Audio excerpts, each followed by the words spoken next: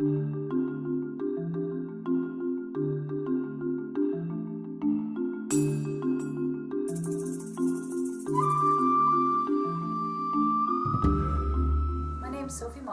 I'm the International Marketing Advisor at Sabahar here in Addis Ababa, Ethiopia, and this is our Sabahar products. I'm originally American, but I've lived in Ethiopia for 10 years, and I've worked for Sabahar for about 1.5 years now, 2 years. Sabahar is a fair trade company, which means that we try to pay our workers fairly and provide them coverage and long-term employment, and at the same time we try to produce beautiful products.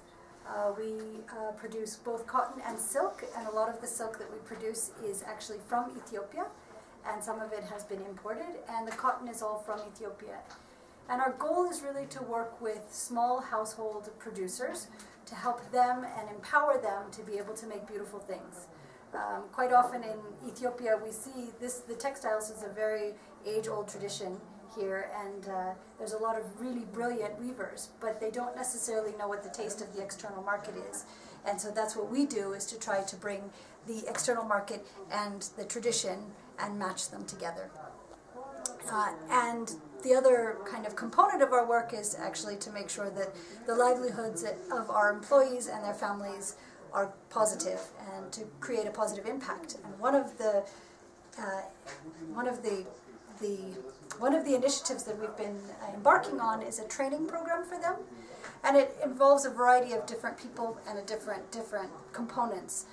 The first one is going to be for all of our 50 employees that are on site, which is the Sabahar staff here, and we're going to help them to learn how to manage their household budget better. Basically, it's about financial management.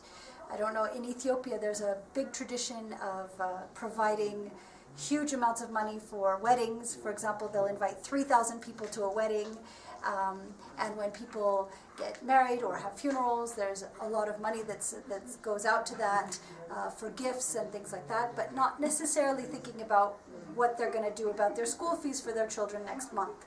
So what we're trying to do is really get them to understand how, with their Sabahar salary, can they make ends meet. So how can they make sure that their kids are getting fed well, and how do they make sure that everybody's going to school, and how do they make sure that they're putting some monies into savings and that they can pay their rent, and that if something happens, they have something to fall back on. And so it's basically to help them and empower them to understand how they can live better with what they have.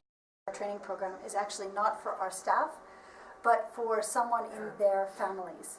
So any woman, we're actually targeting the women specifically, and it's any a woman, a sister, a mother, a daughter who is currently unemployed, but that they're supporting in one way or another through their salary, and which makes it quite difficult. And what we're teaching them is we're sending them on a course to do business skills, how to start a small business, because many people in Ethiopia believe that if they have any sort of skill, that's all that it takes, that's all that matters, and then boom, they can get money and it'll all work out really well. But what we're realizing is that people don't understand about business planning, about costing, about pricing, about deciding what in the market there is a need for and how to take that forward. And so basically we're training them and teaching them to raise chickens or do embroidery or make plants and sell them, something, whatever in their area that's not actually happening, so that they can really look at the market and see what's going on and see how they can then actually do a small business with a very small amount of money as the impetus at the beginning. And we are working with an organization here that's very well known, that trains women, especially women who are not necessarily literate, because a lot of our women are artisans, and so they're not necessarily ones who know how to read and write and plan. So they work specifically with that kind of a group of people, and help them to really understand business, understand how to open a business and how to manage it so that they make more money and not lose money. So that's basically the training program. The third component of our training program is actually also for our internal staff.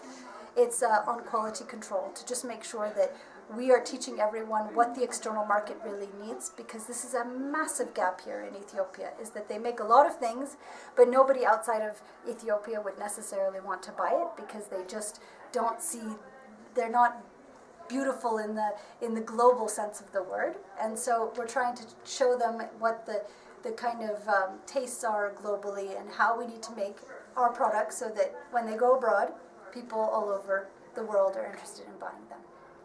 So that's how it works. We're really trying to have beautiful products and at the same time really make people's lives better. And I think that's one of the unique qualities of Sabahar. And so when you come to Ethiopia, you should definitely come and visit our shop. We've got beautiful things, and you can meet all of our spinners and our weavers and all of the people who are working here and hear firsthand from them what Sabahar means to them.